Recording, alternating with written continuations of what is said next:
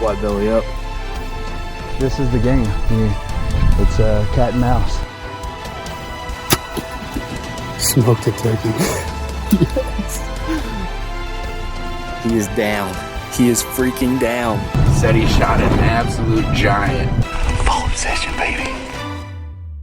Hey everybody, welcome back to another Fall Obsession podcast episode. If you've been listening to our podcast, you know I'm Sam Thrash with Fall Obsession. I'll be your host for this week's episode, and we have a special guest joining us this week. He is a wildlife photographer professionally, and that is Mr. Lance Kruger. Lance, welcome to Fall Obsession podcast, man. Thanks for having me. Appreciate it. Yeah, we're very glad that you decided to take some time out of your day and join us and share some of your story and what you do. I appreciate it. All right, you're welcome. So guys, before we get into our episode, as always, we'll kick things off by mentioning that this podcast is brought to you guys by our friends over at Elite Archery. We're very grateful to our partnership with them over there. They've put some quality equipment in our hands this year. If you guys have not shot an Elite bow, I encourage you guys to go do so. I'm running the Cure this year. It is a really awesome piece of equipment. So if you haven't shot, go to your local dealer, shoot an Elite bow, take the Elite Shootability Challenge, and check them out online as well at elitearchery.com. So Lance, to kind of kick things off and get things rolling for us, if you wouldn't mind, just introduce yourself and tell our listeners a little bit about what you do in the photography world with the wildlife photography, and where they can find you online. Well, I've been shooting photos since 1985. Since I was 16, I'm 51 years old now. So I've been, shooting photos for 35 years in total, and started shooting photos on a ranch here in South Texas. I'm from South Texas, born and raised in Texas, and been shooting, photos ever since then. It's my only real job that I've ever really had, I guess you could say, straight out of college. That's what I did. But I've been shooting photos. Sold my first photo at 19 years old. Started going part-time professional at 21, and at 24, when I graduated from college, I have been doing full-time photography, photographing for the national hunting magazines since then. So I primarily, sell to the national hunting magazines. I don't really do the state magazines anymore like I did early on in my career. And, sell to Field and Stream, Outdoor Life, Peterson's Bow Hunting, Buckmasters, pretty much all the big national magazines.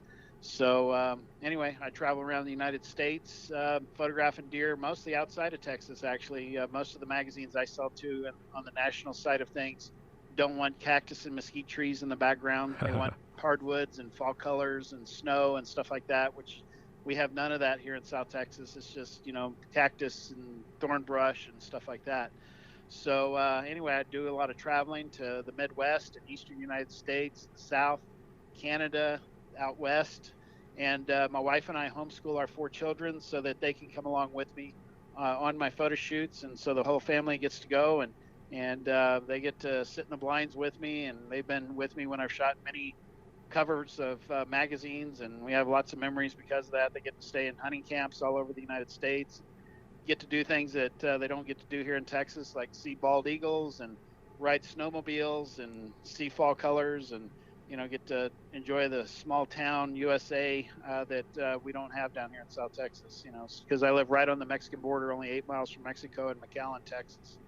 So it's a big job just to get out of Texas. It's at least a 12-hour drive north to get out of Texas, and then, to most of the places I go, it's another 12 hours to get to the Midwest. And so half the trip's here in Texas. Wow. I didn't realize that you lived so far south. And like you said, a lot of the photos and everything that we've seen online from you and everything are of those Midwestern states and different environments. So that's crazy and really cool that you're able to travel around and see so many different places, and your family can do it with you. That's awesome. Yeah, it is. It's I kind of, because I, have progressed, I started out shooting, down here in South Texas. My dad managed a 2,800 acre ranch down here in South Texas. And that's when I got my first camera when I was 16 and had, some really cool photo opportunities down here. And I, shot for, the first part of my career in Texas. But one of the magazine editors of a national magazine that I was starting to sell to told me, hey, Lance, I love your photos. You do incredible work. but the only problem is all you're doing is Texas deer photos. And so you're going to pigeonhole yourself as a Texas deer photographer. And he said, we only run the same percentage of photos that is our demographics. And he said, only 5% of our readers are from Texas. So he said, if you want a bigger piece of the pie, you need to go where it's generic hardwoods habitat, where there's, actual seasons and that kind of thing. And so I started, traveling. The day after I graduated from college, I graduated in December and flew out on assignment for that guy's magazine, actually out to Montana to photograph mule deer. And, I've been traveling ever since, but I hardly photograph in Texas anymore. I do some stuff down here, like, Rio Grande subspecies turkeys, and I do bass fishing, do a little bit of Texas whitetail stuff because there still is that 5% of the pie that, magazines do run some Texas photos. Right. But I was always trying to hide the fact that it was Texas. I was trying to get deer up on skylines, get them away from the cactus and the brush. But up north, I can photograph in any direction, and it looks beautiful, everywhere you look. Anyway, so that's why I travel, and because that's the market that I'm going after is the big national magazines, and have been doing that for now for 27 years, full time traveling. Wow, that is outstanding. What so and this I know you kind of dabbled into it just a little bit just now, but what was the big drive to get into photography? Well, as a kid, my dad was was a gunsmith, and we hunted and fished every weekend somewhere, or camped, and we were subscribed to several of the hunting magazines. And getting those magazines as a kid, I'd read the articles. I just loved to read, and I just absorbed would read cover to cover every issue. And I was really loving wanting to get into hunting, but the problem is down here in Texas that everything is high dollar hunting. So many of the private ranches, you got to pay so much money, and we didn't have the money to pay for those places. Right. So I thought, well, you know what, I'd love to just shoot photos like what I see in the magazines, even though I had no intention of ever selling to the magazines. I just wanted to shoot the photos just for myself, and like what the magazine photos look like in the magazines. And so my dad actually bought a camera when I was probably 12 years old. It's a Canon AE1 with a couple of lenses, but he was concerned that I was gonna drop it or something like that. He didn't have the money to replace it, so he never would let me touch it. And so I kind of got ticked off and told myself, well, one day I'm gonna buy my own camera, and I'm gonna take my own photos. And so when I was 16, I had my first summer job. I'd mowed yards since I was 10 years old, and anyway, when I was 16, I was cleaning tables at a Luby's restaurant here in Texas, and did that for a summer, and got together $300 and bought a $150 Canon AE1 program camera and a 100 to 300 millimeter zoom lens for another $150, and didn't know how to run it or anything, and just started shooting photos out at the ranch that my dad was managing. And the first photo I took was of a big record buck, black buck antelope that was on the ranch. Shot photos of Bonnie bucks, and they had rhinos on this ranch. They had whitetail deer, but I photographed my bird dog, my quail dog. But the thing that struck me the most that I wanted to photograph more than anything was whitetail deer, and whitetail bucks were the thing that I had this passion for. And so I concentrated on them on that ranch and other ranches that I found out about in the area, and started here in Texas, and shot when I could. It was back in the slide film days and manual focus days when you had to shoot a roll of slide film, and then it took you a week to get it developed. And I was just a kid at the time, still in school, still in high school, and I was mowing yards, and I was able to afford one roll of film a week, and then the next week I was able to afford the processing of it. And so I would do that every other week. I'd buy a roll of film and then process it the next week, go out and shoot it. And a lot of times my mom would drive me out to different ranches. Sometimes I would just ride around on the outside of the ranch, shooting through the fences and stuff like that, So anyway, that's kind of where it started, just wanting to shoot photos like what I saw in the magazines, and kind of a challenge I put to myself by saying, well, I'm going to get my own camera one day, kind of defiantly to my dad, because I was ticked off because he didn't, let me borrow the family camera. And so it just kind of started from there. And then people started looking at my photos, and they were like, man, these are as good as what I see in the magazines. You ought to sell them to the magazines. So at 19, I sold my first photo to Texas Hunters Directory, I think it was. And in that magazine, one of my heroes at the time that I really looked up to was a photographer from Alice, Texas, called Jerry Smith, who was one of the top photographers for Field and Stream and Outdoor Life many years ago, and back in the 80s. And he had one photo in that issue, and I got 6 in that issue. So that was the first time I ever sent any photos in to anybody. Oh, so wow. I was pretty excited about that. And then it just kind of went from there. And I started selling more photos. And by the time I was 21, I was still in college. I had to pay for college myself because my parents didn't have the money to send me. So I was working at a camera store at the time and doing my photography on the side. And basically, I, paid for my own college all the way through. And so at 21, I went what I consider part-time professional and quit my job at the photo store. So basically, I was full-time photography. But at 24, when I was, got out of college, I was on the 7-year plan to get out of college because my parents, weren't paying for it. So I had to, save up money during the summer and pay for school in advance. So I was doing it all on my own and with my photography.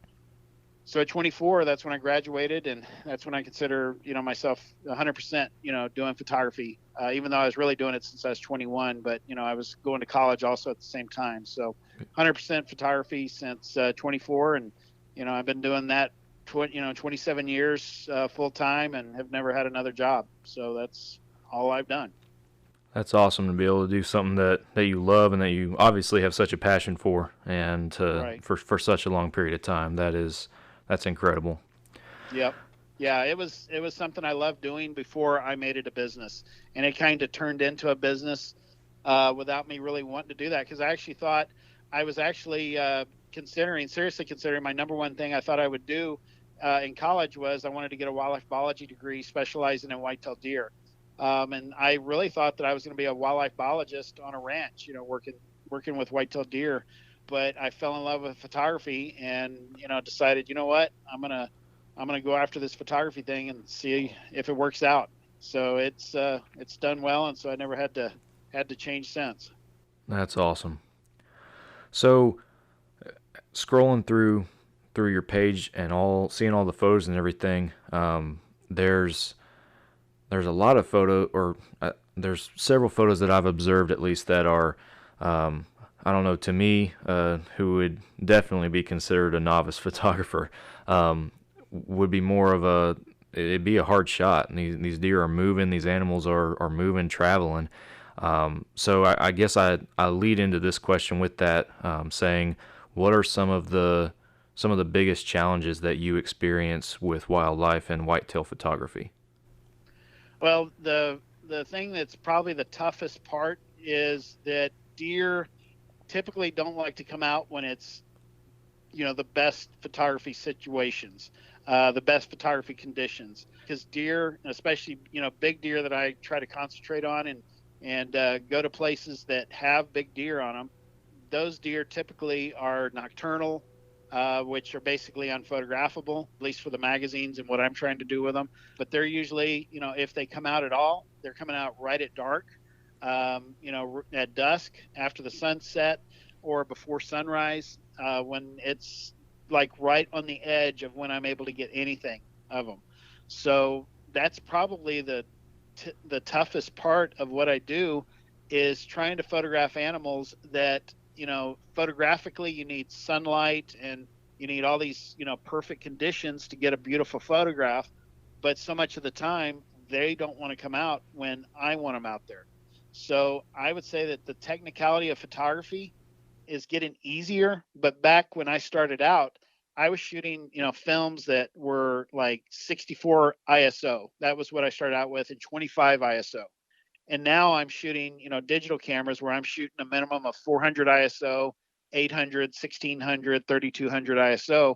So I'm able to shoot today in much lower light than I used to be able to. Used to be when I shot slide film, when the sun went behind the trees or over the horizon, I was pretty much done. And I can't tell you how many awesome things I saw at dusk and at dawn. incredible fights, just all kinds of stuff. And it seemed like it always happened after the sun went behind the horizon. But now I can shoot for about, 15, 20 minutes, 30 minutes after the sun goes down, before it's too dark to photograph. So it's much easier nowadays than it used to be. But I'd say probably that, interaction of deer not wanting to come out in bright conditions, and photographically you kind of need them to do that. So that's probably the toughest part, I would say. Gotcha. Well, you do a very good job of it, if I might say so, from what we've seen. And like I said, we've been following you for a while, and it's been really impressive to watch for sure. Well, thank you. Appreciate that. So this is photography in general, as we've already discussed. It is obviously a passion and a love of yours. Can you boil it down to any particular thing that you love the most out of all of it, or is it just all good? You mean, are you asking like what kind of species, or are you talking about just the challenges of it? Yeah, just the challenges of it, and the entire process. If there's a part that really just really you enjoy more than anything else. Well, I would say probably trying to figure out, big deer, trying to pattern them early in the season, trying to figure out where they are, where I have the best chance of trying to photograph them, or sitting over a food source and they're coming out too late and you can't get any photos of them because it's, like right at dark when they're coming out. And so trying to figure out, okay, where did that buck, where is he going before he gets here? And trying to, figure that out between his daytime bedding and the food source, where I can maybe intercept him earlier in the evening before it gets quite so dark, even though that may be 5 minutes or 10 minutes earlier. That can make a big difference for photos. And the quality of photos that you can get because of the slow shutter speeds you have to shoot at when it's so dark, or the high ISOs, which makes the photo real grainy and, just doesn't look good.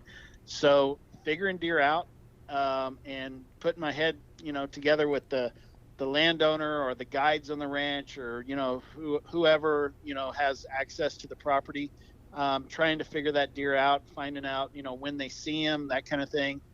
Throughout the day, or using trail cameras, trying to figure things out and let those go, 24 hours a day.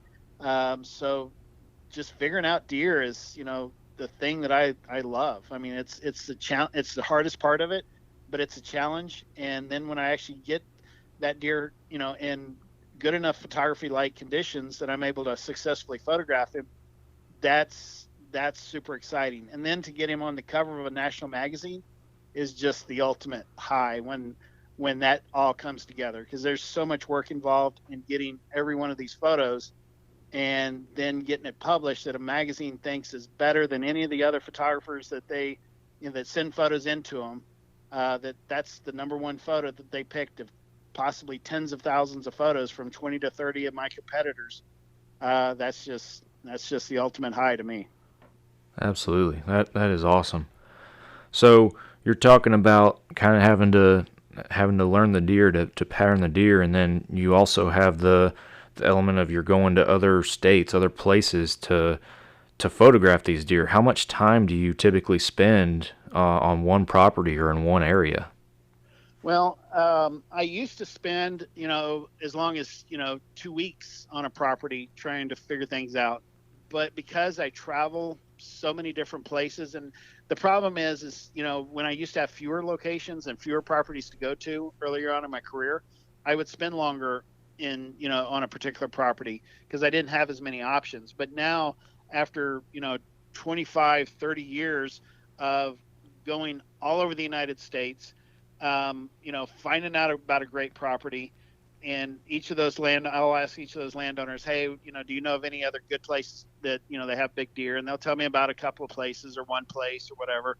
And I'll go to each of those 2 or 3 places, and then they'll tell me about 2 or 3 places. Well, after this much time, basically I quit going to the properties that aren't as good, and only go to the very, very best places. And so I go to the best parts of the United States that have the biggest deer, like the Midwest. And, within the Midwest, I'll go to the best big buck states, those states along the Mississippi River, Illinois, Iowa, Kansas, these places like that are, just known as big deer states. And then I go to the best counties in those states, and then the best properties within those states.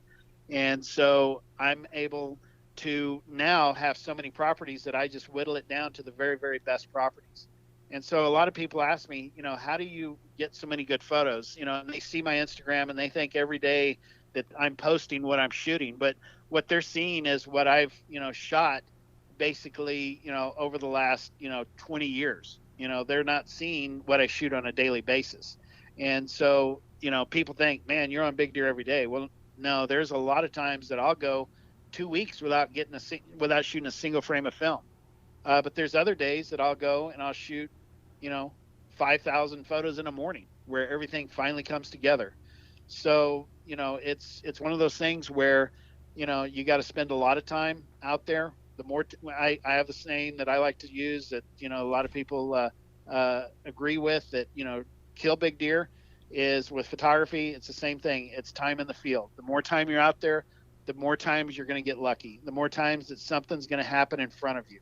The more opportunity or chances are that big deer may walk out when the light's good. He's with a hot doe or whatever the situation is, and you're going to get, quote, lucky. But, people don't see all the days of when I get nothing, because there's obviously nothing to share on Instagram or Facebook.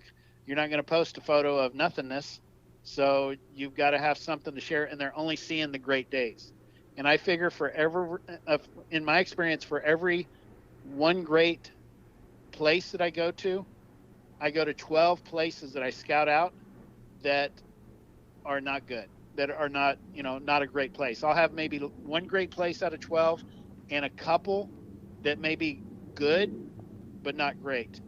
And I also figure that about for every one good photo I get, I see about 12 things happen that I don't get to photograph, that the light's not right or whatever the situation is, or it's the wrong side of the blind or whatever the case is, or it happens before I can get the camera moved over. So for every great photo you see on Instagram, there's probably a dozen different things that I've seen that I didn't get to photograph, or the conditions weren't right, or the photo was blurry or whatever, that never make it to Instagram. So it's about a 1 to 12 ratio. Wow. That's crazy. Yeah. A lot of work put in for sure. So when you're going to these places and you're scouting out properties, are you literally knocking on doors, or do you have, I assume by now you probably have contacts in states that you can frequently go to, at least on a year-to-year basis. I may be completely wrong, but you seem to have it pretty worked out at this point in your career. Yeah, after this much time, you really, have things kind of down as to, how to do it. Since I've been doing, social media the last few years, I get almost every day, contacted by people telling me, hey, you ought to go to this place. They've got big deer on it, or you got to come to our land. I've got some, big deer, or a great place to photograph turkeys or whatever. But typically, how I do it is, like I said before, is every place that I go to that's good is I ask that landowner, do you know of anybody else that has, any deer like what you've got, or turkeys, or whatever the situation is. And some people don't know of any other places. They're like the only ones they know of. But others will tell me, yeah, I know, it's, Joe Black or whoever, on the other side of the county, he's got some, big deer at his place, and there's another place over here, a couple miles down the road. You got to go call them, and here's their phone number. And so I've done a lot of phone calls, getting a hold of people. If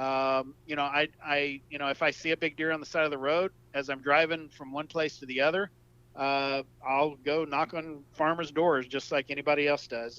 And I've been told no a whole lot, and I've probably been told no more times than I'm told yes.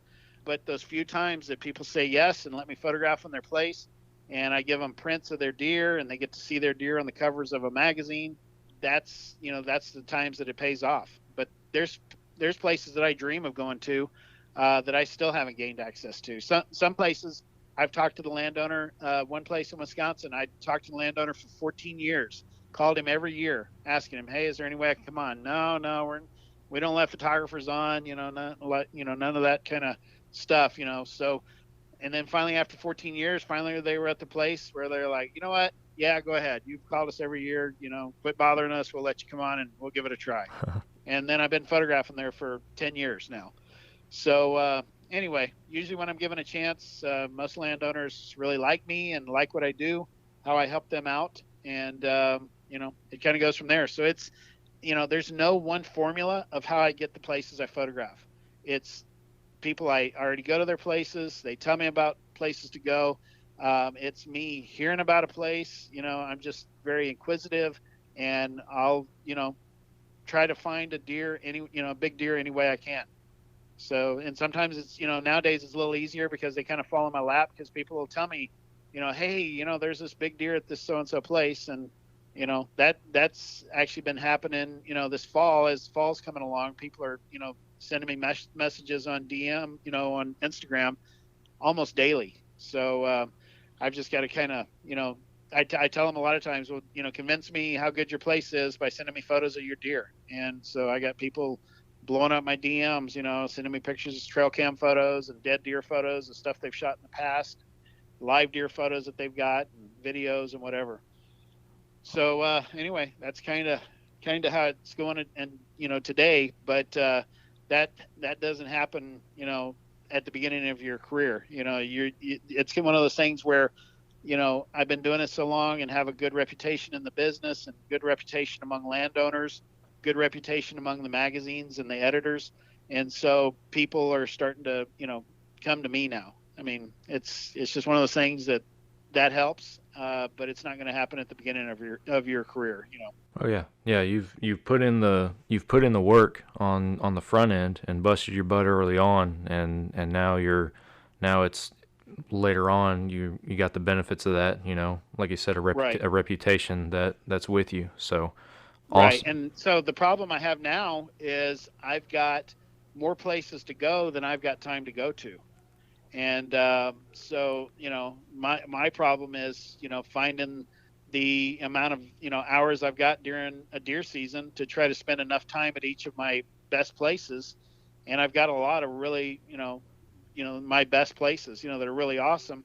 But there's others that, it's just trying to find the time to get to them.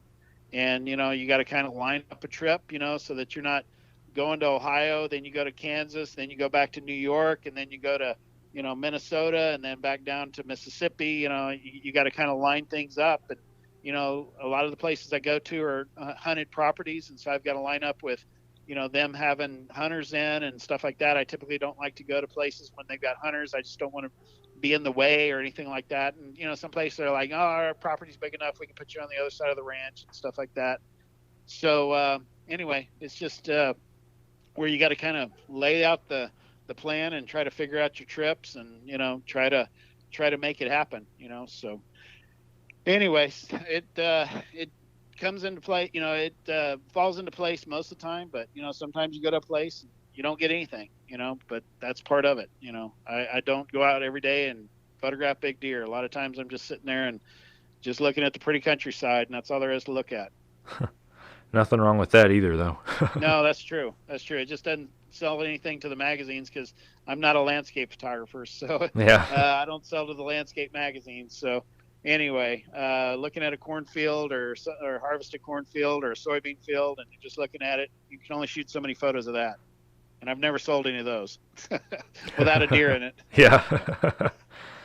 So, and this would be more for our listeners who are into photography, who are interested in photographing wildlife. I cannot speak for myself as much as I'm not very familiar with all the terminology, if you will, in the photography world, me personally. But what kind of camera and gear do you typically utilize to take your photos?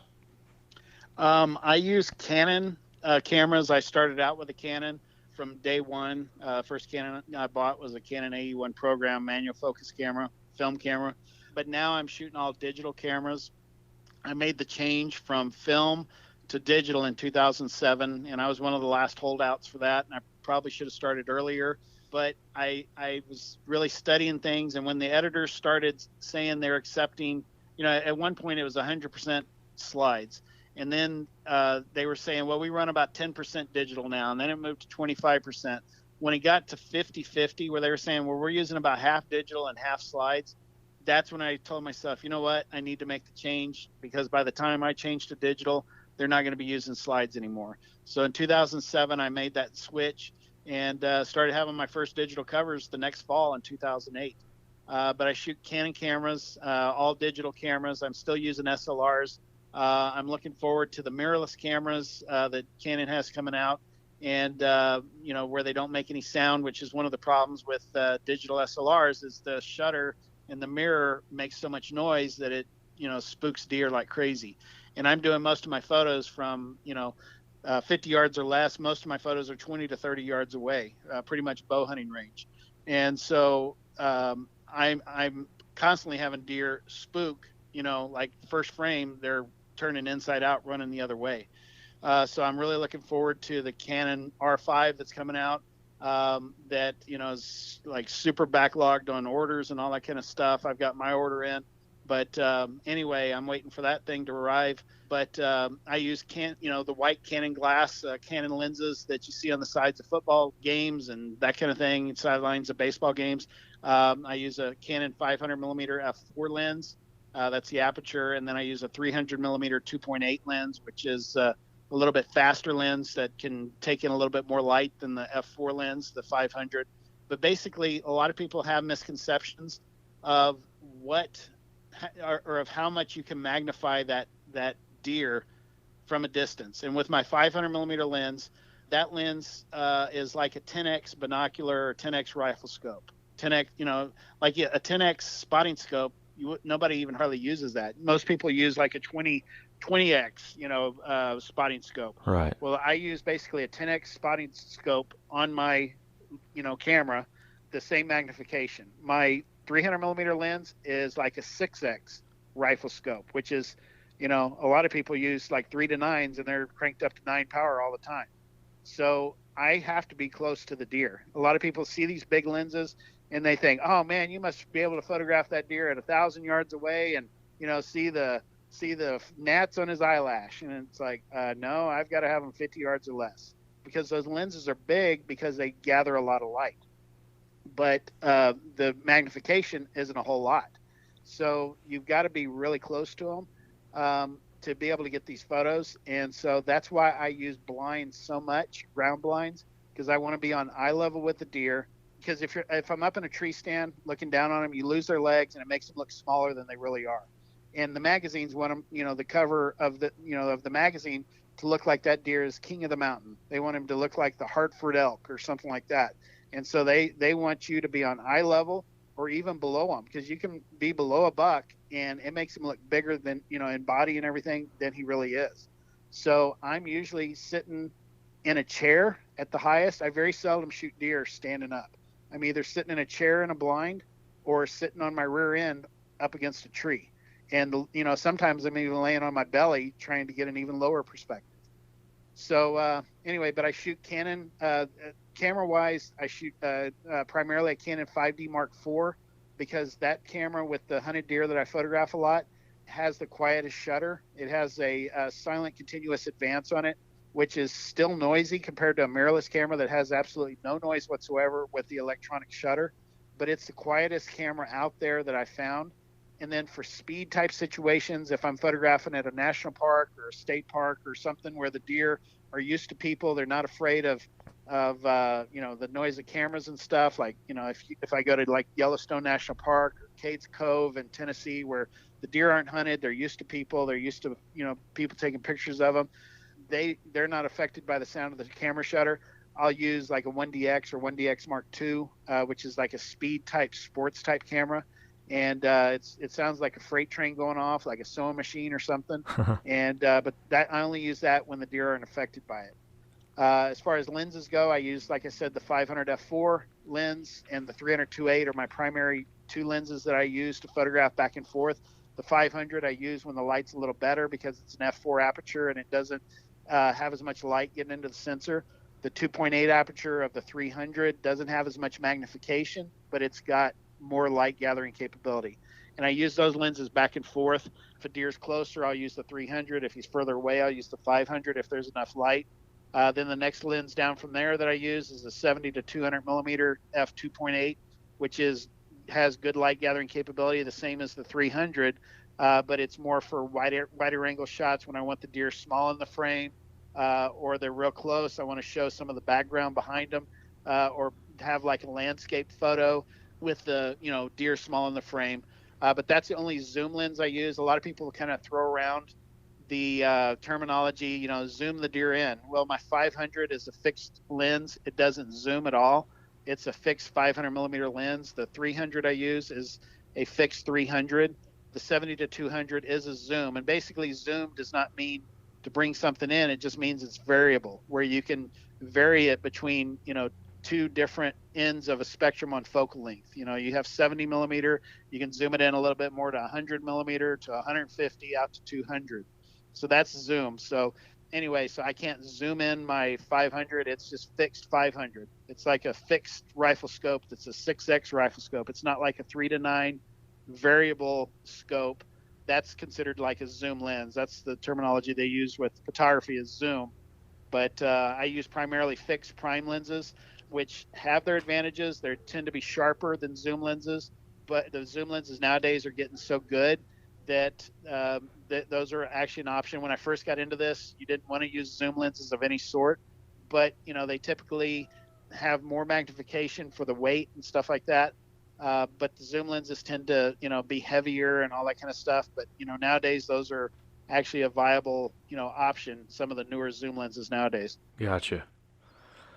Wow, that's quite a lot. I'm sorry, I tend to talk, so that's the short version of it, believe it or not. No, that's good. I hope you're not giving up too many secrets or anything. No, not at all. I love to tell people what I do, and I don't have many secrets of any sort. I'll help anybody out. I'm actually working on a YouTube channel where I'm basically, hopefully I'll have it out this fall, hopefully by October, where I've been shooting videos of me teaching people how to shoot deer photos. And I'm going to teach people how to shoot anywhere from how to shoot beginner type photos all the way to the most advanced photos, and even how to get published. The only thing I'm not going to tell you is where I photograph, but I'll probably teach people how to find the kind of places I photograph, and teach about landowner relations and how to find places and stuff like that. But I'm pretty much an open book. Some people really helped me out when I was early on in my photography. There was a friend of mine that was a bird photographer named Steve Benson down here in South Texas that helped me out a lot. But there were some other guys that would not help me out one bit. And I told myself, you know what? I'm not going to be like that. I'm going to be as helpful as I can to people, and teach them everything I know if I have something to give. And so now that I've gotten to the place now where I'm one of the top deer photographers in the United States, I want to use that platform to be able to educate and help other people out. And so, that's my plan, to spill the beans and let everybody know all my secrets, because there's really no secrets with me. Well, that's awesome, and I myself would be really looking forward to that YouTube channel as well. That'd be awesome to get to watch other people go through that journey and see what they're learning from you. When that comes out, when you go live with that, we'll be sure to share it on our pages and everything, because that'd be awesome. Well, I appreciate that. Yeah, I mean, if the best way for anybody that's wanting to, find out when that happens would be, just to follow my pages, my Instagram and Facebook pages, and I'll be announcing it on there. Awesome, very cool. Yeah, that was another thing I was going to bring up, kind of in regards to your Instagram, at least where we've been following you.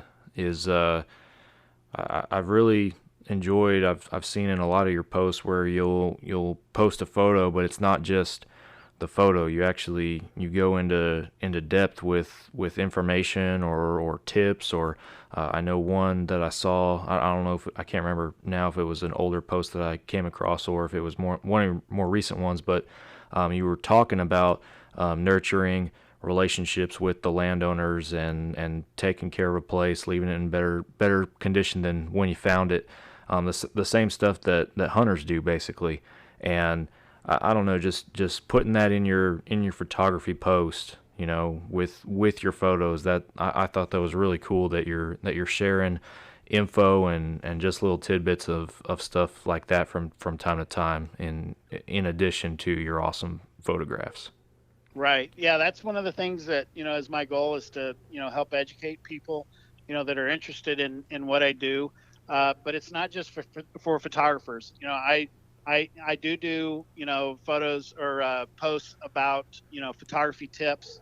But, you know, I also do a lot of tips that are just general for whitetail deer, you know, how to, you know, control situations with the wind control and, you know, scent control and how to, you know, get invisible and, you know, how to use camouflage, how to use blinds, stuff that's good for anybody that's interested in deer, whether it's somebody watching them with binoculars or somebody that wants to photograph them or that somebody that's a hunter. It's valuable information that I've gathered over the last 35 years of being out in the woods and being around deer at a close place and not shooting at the first deer that comes along. And so because I'm kind of invisible in the situations I'm in, and I'm in, you know, close proximity to these deer, I'm able to see things that hunters aren't able to, because I'm basically eye to eye with these deer at 25 yards away. And so I give, you know, hunting tips, I give photography tips, I give behavioral information about deer, facts about deer. It's just, I try to chock full every post with something that will be of value to the person that's looking at the photograph, not just photograph, because there's value in that, there's beauty in that, but there's also a lot of things that I know in my head that I don't want to take to my grave one day. I want to, you know, share that with people and let them have a better opportunity in the outdoors, better experiences in the outdoors, better adventures because of what I shared with them, and have more success than they would have had if they hadn't run across my page and hadn't taken the time to read those words.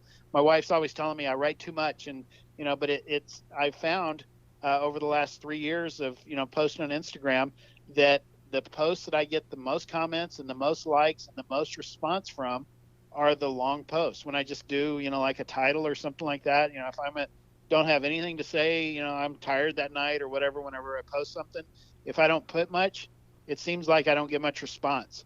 And so the long form posts have really paid off for me. And it seems like people compliment me on my photography as much as they do the words that I write. So a lot of people are asking me to do a book, and, you know, I do calendars now, and I have actually been doing calendars for the last 2 years because people have, you know, said, hey, we love your photos. What can we buy from you? And I tell them, well, I got prints. I don't really have anything else to sell, because I'm pretty much more set up to sell to magazine editors my photos to print. But I do have prints. But people are like, you know, what else do you have? You know, we love your prints. I got, you know, my house full of your, you know, your prints, my hunting lodge, whatever. What else can we buy from you? And I started doing a calendar a couple of years ago.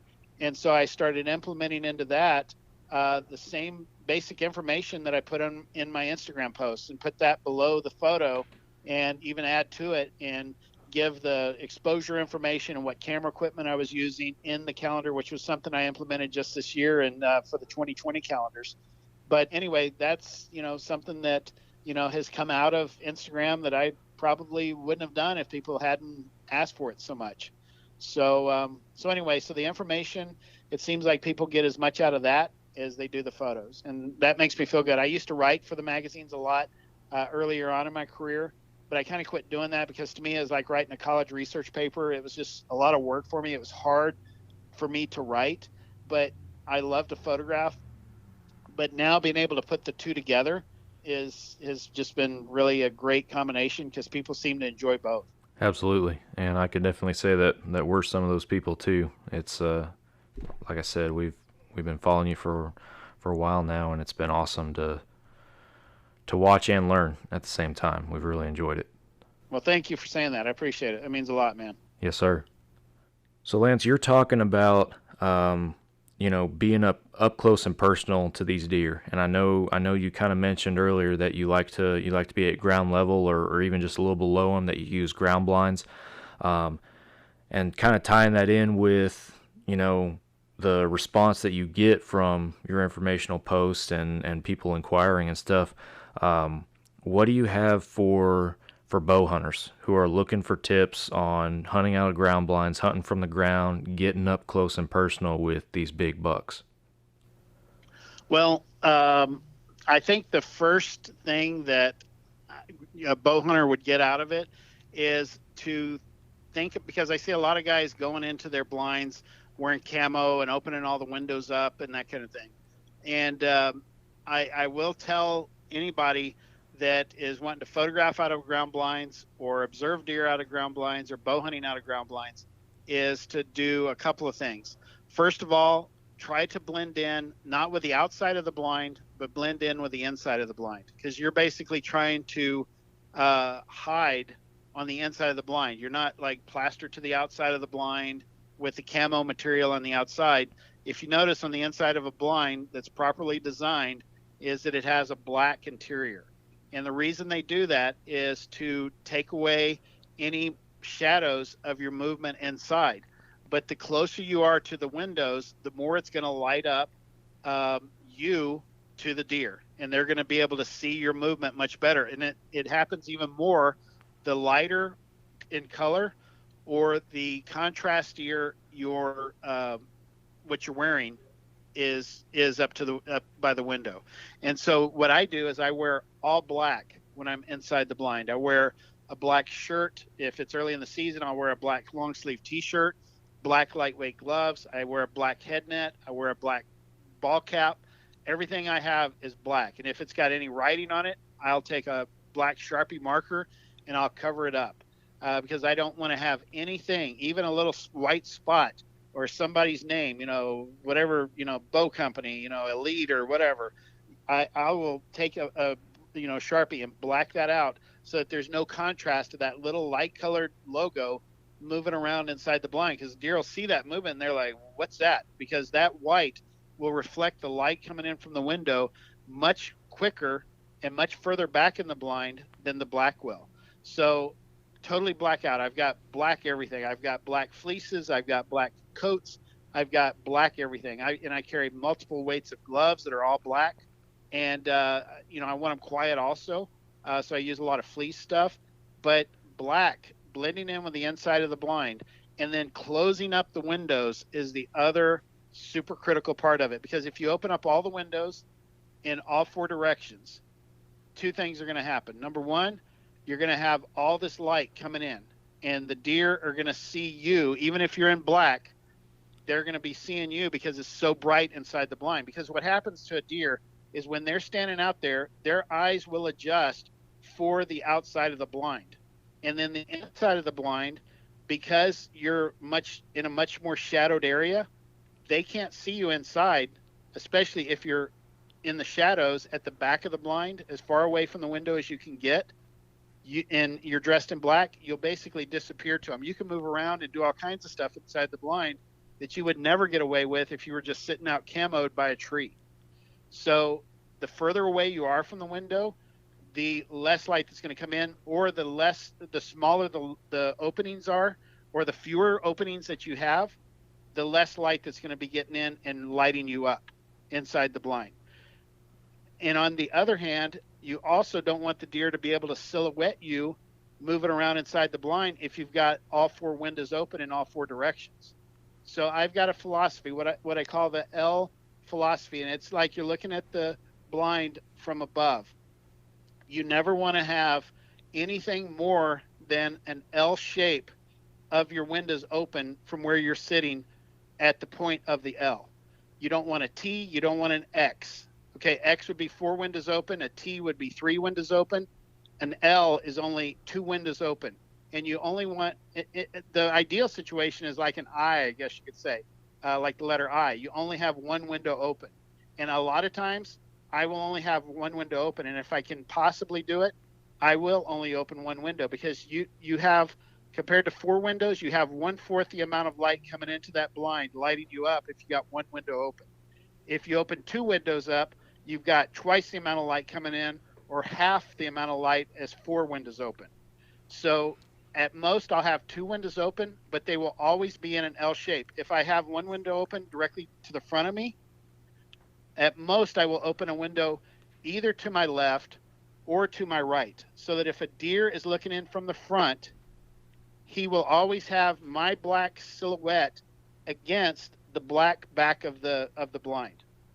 or if a deer is off to my right and I've got the right window open, he behind me to my left, he will see, or he won't see me because I am dressed all in black and I'm up against a black background. It's not like he's looking through from one window to the other where he's seeing my black silhouette moving with the brightness on the back side of the blind, you know, in the woods behind me. So you never ever want to have all 4 windows open or 3 windows open, because he will be able to see if you've got the window in front of you open and both windows to the right and left of you open. He'll see you moving from either the left of you or the right of you, because you're going to basically be silhouetted between the brightness on the outside of the blind that's going to be behind you through the opposite window.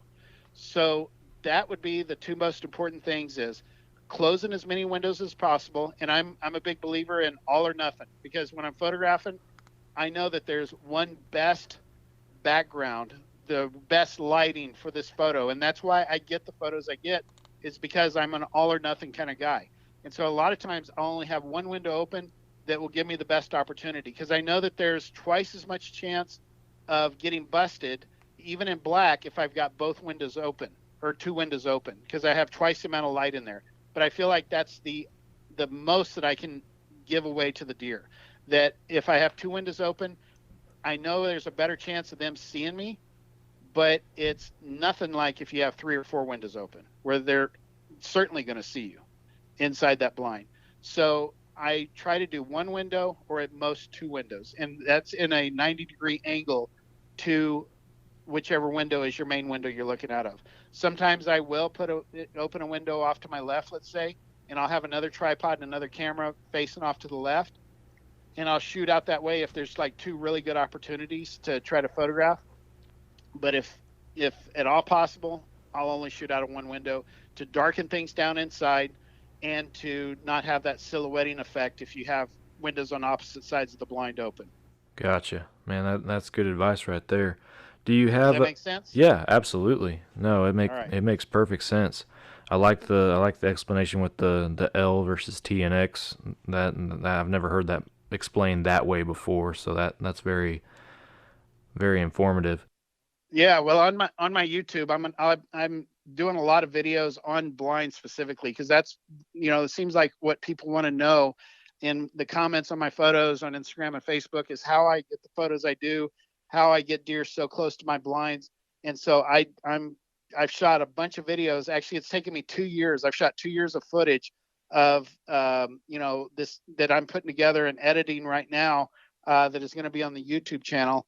And that's some of the things that I show visually on the YouTube channel. Is I take you in the field with me on places that I'm actually photographing deer, and you're going to actually see photos that I've taken out of that blind. And I show you, you know, all this, you know, about windows being open and, you know, getting away from the front of the blind and all that kind of stuff. And so it's clear on, you know, what I'm able to show through the videos on YouTube. But, you know, I hope that helps, you know, people understand, you know, how I do things inside the blind. And there's much more that I do. There's, you know, scent, you know, control that I use, that, you know, I could go into a whole nother segment on that. But there's things that I do because I do want to be able to have more movement in my cameras up at the front of the blind.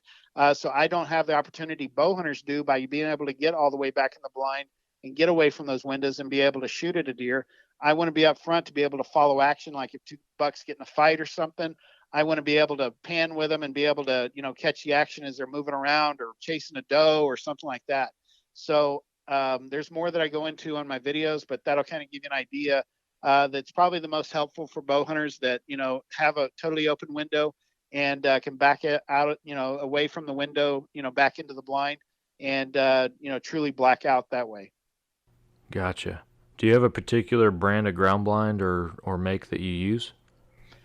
I use a lot of, I've used a lot of Ameristep brand blinds in the past, but my favorite blind that I've been using lately is the Primos double bull blinds. That's probably my favorite because they're so big and roomy. But I've also, when I'm trying to buy blinds on a budget and try to have a bunch of them, is some of these. It's actually made by Baronet, and they're like the doghouse style blinds, and they have a nice window. Because one of the problems I have with hub style blinds is basically where your camera lens is pointed out is kind of at the bottom of the hub, right above the hub, where the two rods are coming together.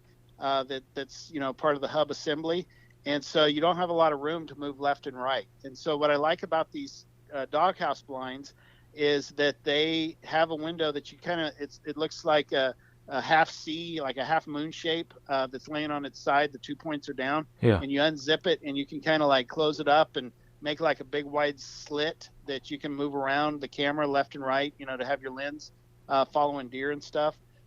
That's why I like those blinds. The thing I hate about them is that they're made of really, really lightweight nylon material, like 200D, whatever nylon material, and they tend to not last very long. I usually figure, a blind will last me maybe one season with those, where a double bull blind with the heavy duty canvas that they use will last multiple seasons. So that's one of the reasons I like them, not only the roominess, but they're just so rugged and tough. Yeah. Well, good deal. Good advice for anybody looking for a blind too, right there. So. Yep, exactly. Well, Lance, we're getting close to that time, so we'll start wrapping up. But I really do appreciate you taking the time out of your day to come on the podcast with us. It's been awesome talking to you. But before we wrap it up, we have to ask you what we call our rapid fire questions that we ask to any newcomer or guest on our podcast. So. All right, I'm ready. Well, the first one, and I know I don't know if we actually mentioned it in the podcast itself. I know we talked about it in our discussion prior to recording that you are a hunter as well. So give us one of your favorite hunting memories and tell us a little bit about it. Oh. I know there's probably a lot for somebody like you that travels around and has gone to so many different places. Well, man, oh man, I'm going to tell you about a time that I did not. It probably wasn't the happiest memory in my life, and I didn't kill a deer, but it was pure adventure. And that was a trip that I did when I was in my mid-20s. I was probably 25 years old, and I went on a horseback pack-in trip into the middle of the Duck Mountains in Canada on the Manitoba-Saskatchewan border. And it was the week of Thanksgiving, and we packed in by horseback into this, I don't know how many acres, 1 million acres or something like that. It's this huge provincial park up there. And we went in and basically we went in miles. It basically took me all day to fly up there. And then it was like, a half a day to drive to where the horses were. And then we went by horseback for multiple hours more, got there, way into the dark. And then it was this horseback or outfitter type canvas tents, those white canvas tents that a lot of people use for elk hunting and stuff like that. And that's basically where we lived for a week. And they had a bathroom tent with a shower in it. But the problem is it was negative 40 degrees while I was there. Oh, my. I think the warmest it was negative 25 degrees. So nobody offered to go take a shower that whole week, to say the least. But anyway, every day they would have one guide that would drop off 2 hunters. And basically you would ride by horseback from the camp to your tree stand and then climb 25 feet up into these big black spruce trees and sit there, and the wind would be blowing, and you'd be blowing left about 2 feet and right about 2 feet, just swaying back and forth. And you would sit there all day. And about lunchtime on the first day, I remember they sent you like a little sack lunch with a thermos, and I don't do coffee, so they had hot chocolate for me. And I'd pretty much down the hot chocolate by noon, trying to stay warm. And I pulled out the sandwich, and they had a sandwich in there and a Snickers bar. And I remembered, okay, I'm going to eat the Snickers bar. And I tried to bite the Snickers bar, and it was frozen rock solid. And I broke it off, like half of it off, tried to eat that. Well, then I thought, well, I'll eat my sandwich. It was a ham sandwich. Well, I bit into the sandwich, and it was like eating ice because it was totally frozen. So I pretty much I ate the Snickers bar, but I didn't finish the ham sandwich. And so that night we went back to the camp, and I asked the guides, so how do you eat this food, that's totally frozen rock solid? And they said, oh, you've never had armpit sandwich? And I said, no, what's armpit sandwich? And they said, well, you just take the sandwich out of your bag and with it still in the little Ziploc, you stick it in your armpit in your coat, and in about an hour, it's going to be thawed out. And you can eat it. I was like, okay. So for the rest of the week, I ate armpit sandwich for the rest of the week. I did not see any bucks. I saw one little forkhorn buck in that whole time. Did not see any mature deer at all. So basically, I went, without, ate tag soup that week. But the problem was it was the outfitter's first time of hunting up there in the Duck Mountains, and they typically at the other place at their main camp that they hunted out of, their lodge, they hunted around Riding Mountain National Park, which is south probably a couple hours from where the Duck Mountains are, and they hunted over food sources, fields, ag fields, corn fields, soybean fields, canola fields, stuff like that, and they were used to hunting over openings. And up there, they basically set you up in these tree stands on the edge of ponds, like little natural lakes. And probably when they set the tree stands up in the summer, there's probably deer around there. The deer were feeding on the green vegetation on the edge and drinking and all that kind of stuff. But when I was there in the middle of November and that pond was frozen over, when we'd be riding in on horseback or at night riding out, you could see the tracks all over the top of the ridges with the popple trees, and in the snow.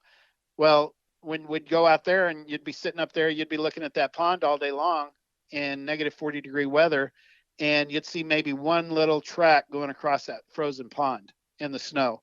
So I knew there was nothing there. I kept telling them I want to go up on the ridges and hunt the ridges up there, because the bucks are obviously chasing does up there, because November, that Christmas or Thanksgiving time frame, that is the rut there in Canada. And I kept telling them, I want to, can we move? No, you got to stay in your tree stand. You can't leave and all this kind of stuff. They're afraid I was going to get lost or whatever. But anyway, the only buck that I did see was a little forkhorn buck that I rattled in. And, that was the only thing that I saw the whole time I was there. But anyway, so I didn't kill a deer, but I did learn about armpit sandwich. And had an experience, an adventure like I've never had. I heard wolves howling up there. There was elk up there. I had a rough grouse land on the limb right next to me, like 5 feet from me. And I got to watch that. So it was a fun, memorable adventure, but I just wish the outfitter knew how to hunt whitetails a little better. I found out later on that they were primarily caribou hunters, and especially the guy that was running the camp I was in. And there's not a lot of relation between caribou hunting and whitetail hunting. And I just wish they would have known a little more about hunting whitetails. And I think we would have been more successful. But anyway, nobody in camp shot a deer that entire week. And I think there was 8 hunters in camp. Wow. Well, so anyways, that's a long, unsuccessful story. But that was the first thing that came to mind. That's an adventure for sure. No doubt about it.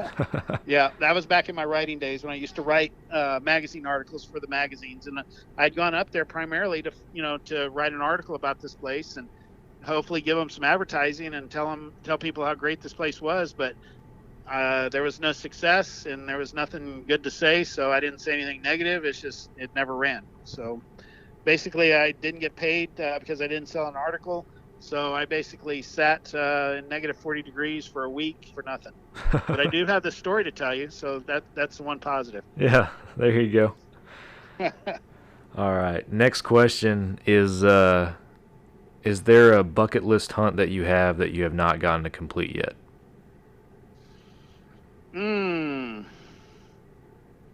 Well, I mean, I've always wanted to hunt and photograph Africa. It would probably be, to hunt Africa, but here in North America, it would probably be, going after a Boone and Crockett sized whitetail. I've never had a Boone and Crockett sized whitetail in front of me while I was hunting. So that would probably be, that's my favorite species to hunt is whitetail deer. But here's my dream. My dream is to properly and professionally photograph a big whitetail. And I'm not putting any inches or anything like that on the deer, but to professionally photograph a deer and decide this is the deer that I'm going after, from trail camera photos.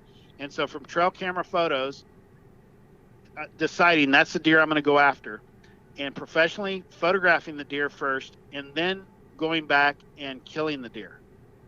That's my dream, to photograph and kill the same deer. I have been on lots of hunts where we've killed the deer, but I didn't professionally photograph it, or where I photographed the deer and somebody else killed the deer, but never have I had the opportunity to professionally photograph the deer and kill the deer, then have a big enlargement right next to the mount in my house. That's my dream. I don't know if it'll ever happen, but that's my dream. That'd be an awesome thing to have for sure. Well worth it, I would hope. Yes. And you know what?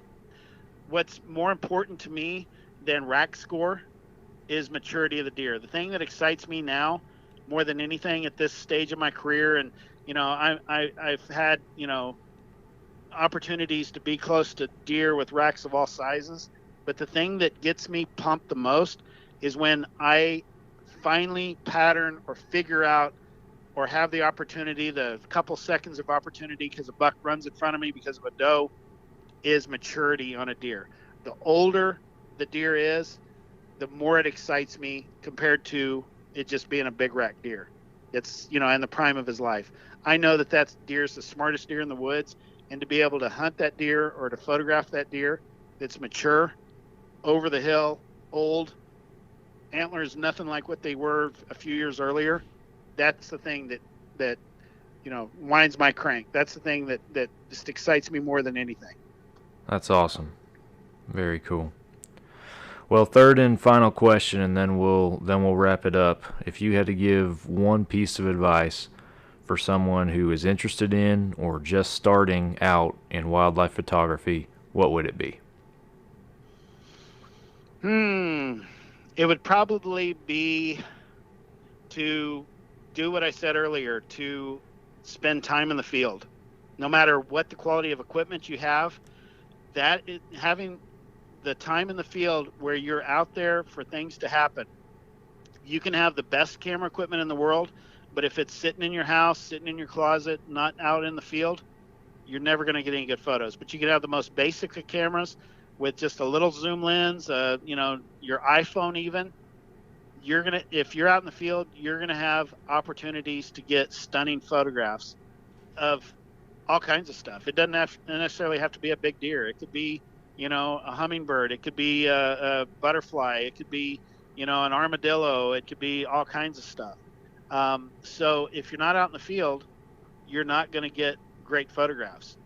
But having, great camera equipment, but not being in the field, that doesn't work out. Now, when you got great camera equipment and you got lots of time in the field, that's why I'm able to get the photos I've got. But I would recommend to people not to wait till you've got great camera equipment before you try to start spending time in the field. Even if it's with binoculars, even if it's with your eyeballs, putting those images in your mind, those adventures, those things you'll never forget till the day you die, putting those things on the film of your mind, on that camera sensor of your mind, is far more important than getting them in the sensor on your camera. So don't wait for great camera equipment. Just get out in the field. That's my thing. Time in the field. That I say in my comments on my photos, or the captions on my photos, is just spend time in the field. Everybody wants to know, how do you get these photos? That they want to have some kind of secret, magic bullet or something. Just spend time out there, and later on, when you do have the right equipment, you're going to be able to capitalize on those situations because of the things you learned when you were out there with no camera, when you're out there with just binoculars, when you're out there with just your eyeballs, or you were out there with just a cheapo camera. I wasn't able to get the photos I can get now early on in my career because I didn't have the time in the field and the experience that would tell me later on nowadays, man, I remember back 20 years ago when under these conditions I did this, and then I'm able to capitalize on it nowadays. So time in the field to me is the thing I wished I had done more earlier on. And what I would recommend people to do is don't worry about camera equipment. Worry about trying to get in the field as much as you can.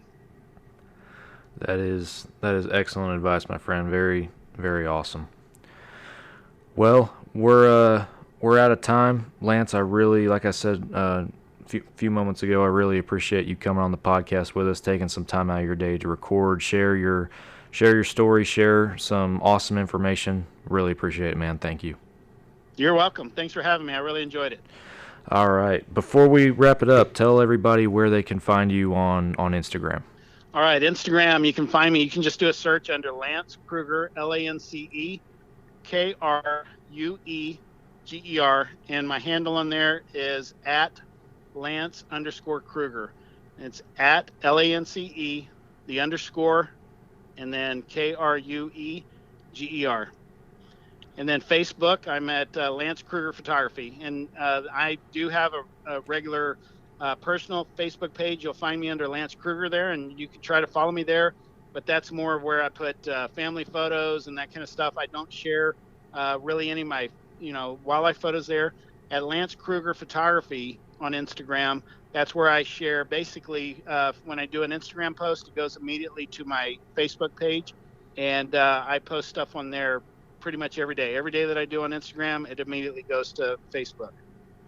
And guys, Lance just hit the 30,000 follower mark on his Instagram page, and he's shooting for that 50,000 mark by the end of the year. So you guys be sure that you go to his Instagram page and give him a follow for sure.